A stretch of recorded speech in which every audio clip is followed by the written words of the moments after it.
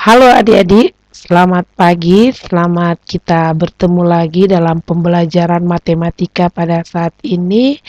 Dan saat ini Ibu Guru akan melanjutkan materi kita dan akan mengulang lagi penjelasan pada 2 minggu yang lalu. Karena pada video pembelajaran yang lalu dan tugas yang Ibu Guru berikan hanya Javier sampai Lorang yang mengirimkan jawaban dan yang lain belum ada respon. Dan untuk itu kembali lagi Ibu Guru akan menjelaskan tentang latihan soal kita pada minggu yang lalu, yaitu perhatikan pada slide. Diketahui limas beraturan TPQRS pada gambar berikut ya. Ini latihan yang Ibu Guru berikan pada 2 minggu yang lalu. Ada diperhatikan nomor 1, sebutkan titik-titik sudut limas yang terletak pada rusuk-rusuk sisi. Yang kedua, sebutkan titik-titik sudut limas yang terletak di luar rusuk-rusuk alas. Yang ketiga, sebutkan titik-titik sudut limas yang terletak pada rusuk-rusuk alas. Yang keempat, sebutkan titik sudut limas yang berada di luar bidang alas. Nah, yang belum mencatat soal ini boleh menulis, dan saat ini kita akan membahasnya bersama-sama. Adik-adik perhatikan pada slide berikut. Kita akan jawab ya, perhatikan gambar limas beraturan. Dan kita lihat limas TPQRS. Dan jawaban dari keempat pertanyaan tersebut adalah, perhatikan pada slide. Yang pertama, titik P dan titik T dan titik P pada rusuk TP, titik T dan Q pada rusuk TQ, titik T dan R pada rusuk TR, serta titik T dan S pada rusuk TS. Ya, sekali lagi, titik T dan P pada rusuk TP, titik T dan Q pada rusuk TQ, titik T dan R pada rusuk TR, serta titik T dan S pada rusuk TS. Ya, adik-adik boleh perhatikan di gambar tadi. Kemudian nomor 2, jawaban nomor 2, titik T terletak di luar rusuk alas. Ya, mudah-mudahan adik-adik bisa menjawab pertanyaan seperti pada pembahasan kita ini. Kemudian yang ketiga, titik P, Q, R, dan S terletak pada rusuk-rusuk alas. Sekali lagi, titik P, Q, R, dan S terletak pada rusuk-rusuk alas. Kemudian yang keempat, titik T terletak di luar bidang alas, yaitu bidang PQRS. Sekali lagi, titik T terletak di luar bidang alas ya, yaitu bidang PQRS.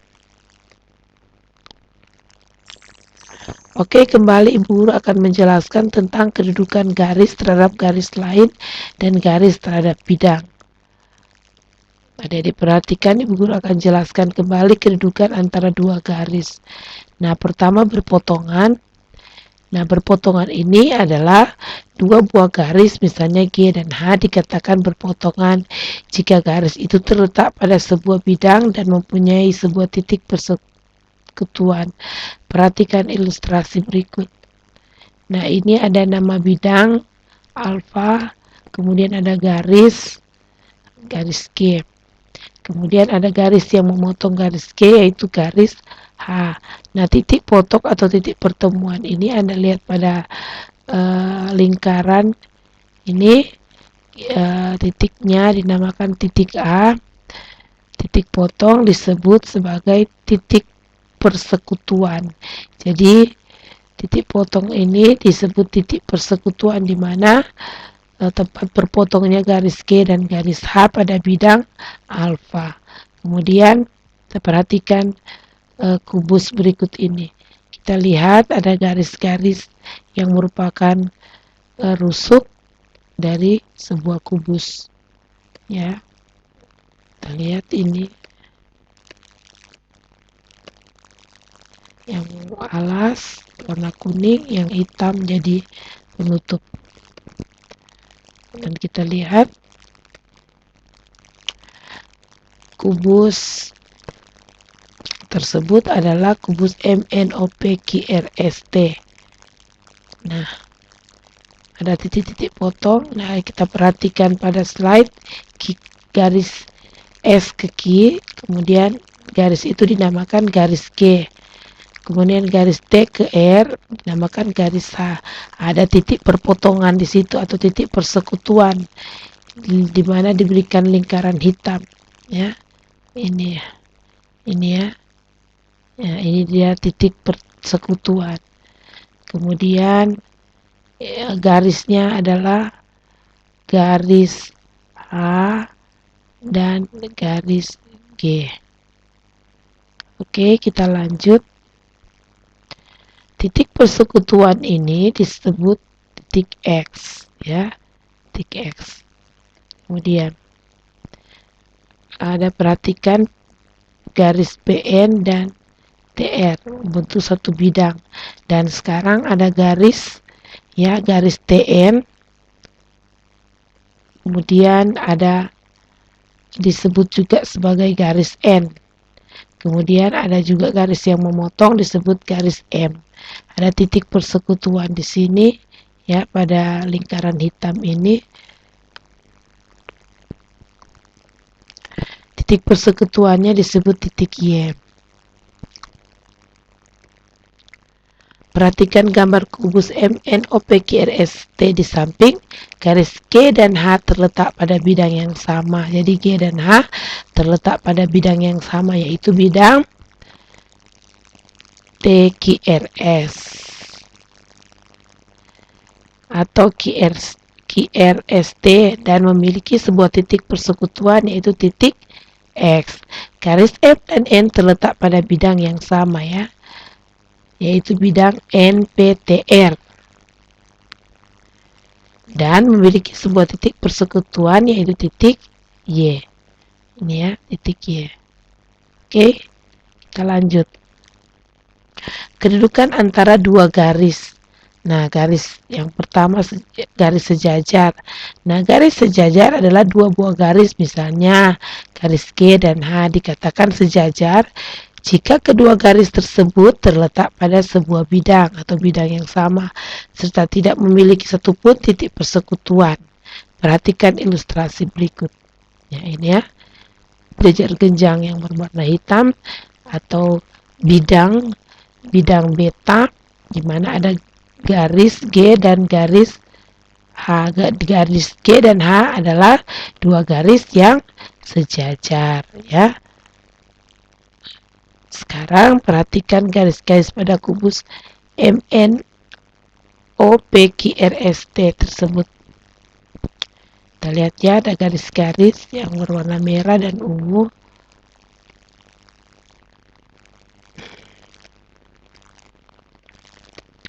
Kemudian alasnya berwarna kuning.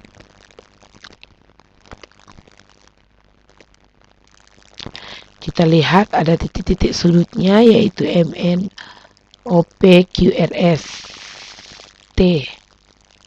Nah, garis R ke T disebut garis M. Kemudian garis N ke P disebut garis N. Nah, kita lihat garis R dan T dan NP terletak pada bidang yang sama, yaitu bidang NPRT, serta tidak memiliki satupun titik persekutuan.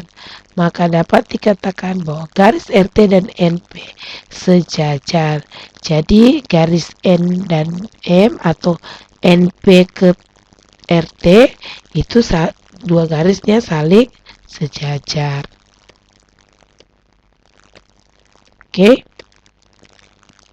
Perhatikan ada bidang-bidang yang berwarna. Nah, garis MN dan QR terletak pada bidang yang sama, yaitu MNQR, serta tidak memiliki satu titik pun titik persekutuan, maka garis MN dan QR dapat dikatakan sejajar. Jadi garis MN itu dikatakan garis sejajar karena mereka tidak ada titik persekutuan. Oke, kemudian kedua garis antara dua garis, kedudukan antara dua garis yaitu bersilangan. Dua buah garis misalnya G dan H dikatakan bersilangan, tidak berpotongan dan tidak sejajar jika kedua garis itu tidak terletak pada sebuah bidang. Perhatikan ilustrasi berikut. Ada bidang alfa dan ada garis G, kemudian ada garis H yang memotong garis G. Nah, kita lihat ada bidang, garis H terletak pada satu bidang. Nah, bidang beta. Nah, nampak garis G terletak pada bidang alfa, sedangkan garis H menembus bidang alfa dan garis H terletak pada bidang alfa. Oke, sekarang kita perhatikan ilustrasi dua buah garis yang bersilangan pada balok A, B, C, D, E, F, G, H berikut. Nah, perhatikan ini ya, ada balok A, B, C, D, E, F, G, H. Ini ada balok ya. Kemudian ada alas berwarna kuning. Nah, kemudian ada sisi-sisinya yang berwarna.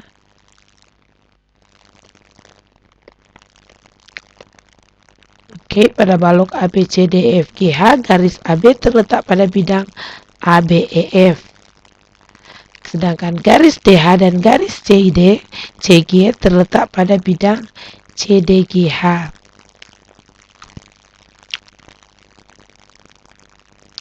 Sehingga garis AB dikatakan bersilangan dengan garis DH maupun dengan garis CG. Oke, kemudian kedudukan garis terhadap bidang. Nah, perhatikan ilustrasi berikut. Ada bidang gamma, kemudian ada garis A. Ada dua titik pada garis tersebut. Nah, garis A merupakan garis yang terletak pada bidang gamma. Oke ya. Kita lihat ada garis B. Garis B merupakan garis yang menembus bidang Y. Jadi garis Y ini menembus bidang Y.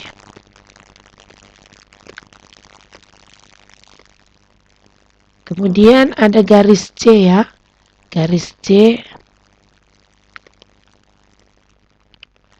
Nah, sebuah garis, misalnya garis A dikatakan terletak pada bidang Y jika garis A dan bidang Y sekurang-kurangnya mempunyai dua titik persekutuan. Nah, sebuah garis, misalnya garis B, dikatakan menembus atau memotong bidang gamma jika garis B dan bidang gamma sekurang-kurangnya mempunyai sebuah titik persekutuan. Kemudian sebuah garis, misalnya garis C, dikatakan sejajar bidang Y jika garis C dan bidang Y tidak mempunyai satupun titik persekutuan. Oke.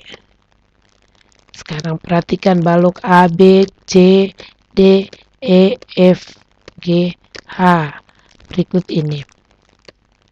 Ada alas ya atau bidang yang berwarna ya.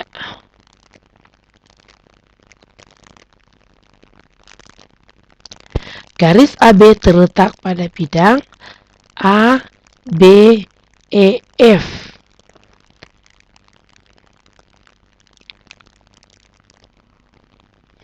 Kemudian garis AB sejajar dengan bidang CDGH. Selanjutnya, garis AB menembus bidang EDH dan bidang BC FG.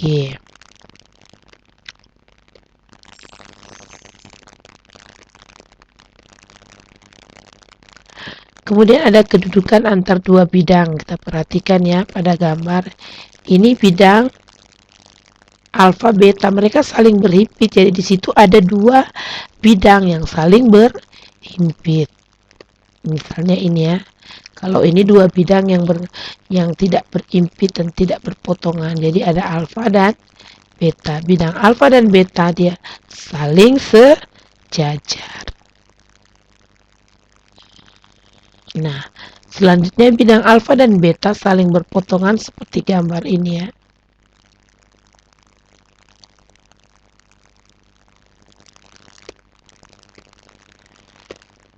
Kemudian kita lihat atau pandang kubus MNOPQRST tersebut. Perhatikan ya. Ada ruas-ruas garis yang berubah warna. Gitu ya.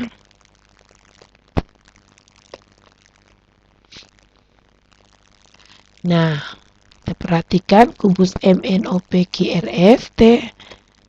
Nah, ada garis-garis, garis NP dan garis TR. Kemudian ada QS, MO. Nah, bidang-bidang yang saling sejajar adalah MNQR. Jadi MNQR. Kemudian ada POST. POST. Kemudian ada NORS dan MRQT. Kemudian MNOP dan PQRS. Nah, bidang-bidang yang saling berpotongan yaitu MOSQ dan NPTR, MNQR dan NORS, MNQR dan MPQT, kemudian MNQR dan MNOP, terakhir MNQR dan QRST dan seterusnya. Nah, sekarang ada latihan yang sudah Ibu Guru berikan yang lalu.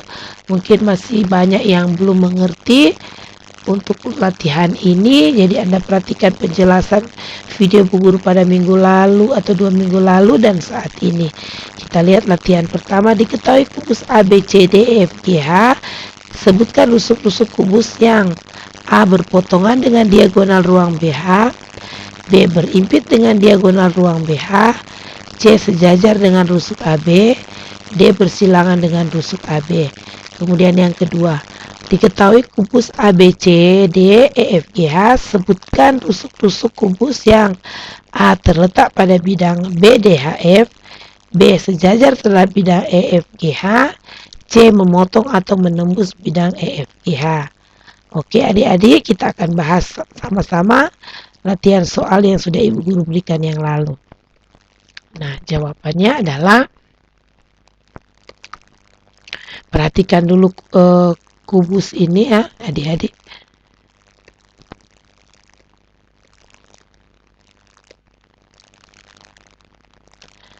Ya, ada ruas-ruas garis yang berbeda warna, ada merah, hitam, kuning. Nah, adik-adik perhatikan kubus ABCDEFGH ada garis H ke B. Nah, A, diagonal ruang AG berpotongan dengan diagonal ruang BH. Jadi itu ya, diagonal AG berpotongan dengan diagonal ruang B ke H. Jadi mereka ini akan berpotong ya. Kalau di garis di sini akan berpotongan. Kemudian ya ini garis AG yang berwarna biru dan garis HB yang berwarna merah. Kita lihat ada titik persekutuannya. Nah, diagonal ruang BH berimpit dengan diagonal ruang BH. Ya, itu lihat ya. Kemudian garis CD, AF dan GH sejajar dengan rusuk AB. Ya. Kita lanjut.